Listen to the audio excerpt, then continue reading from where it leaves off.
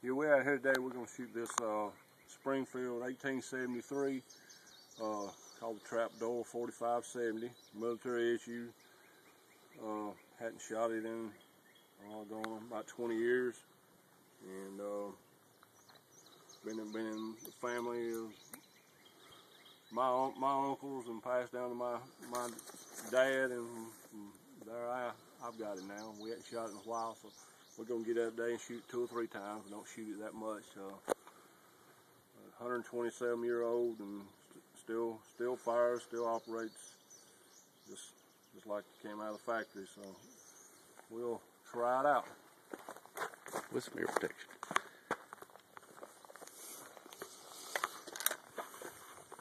Okay. We definitely need some ear protection. There's maybe some eye protection too. I hope we don't need the eye protection. But we're going to put on some just in case. All right, we've loaded the thing. We're going to shoot at this silhouette target here. It's probably 10 yards.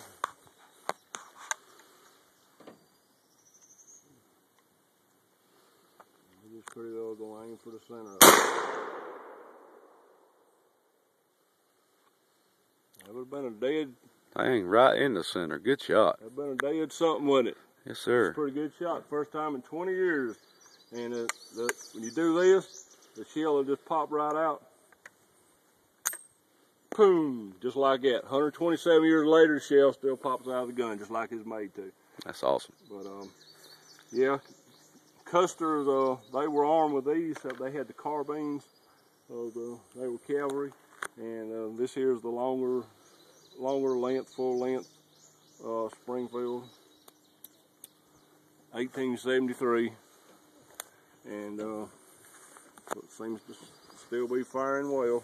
So I think we'll hold on to it a little bit longer. Maybe break it out every now and then.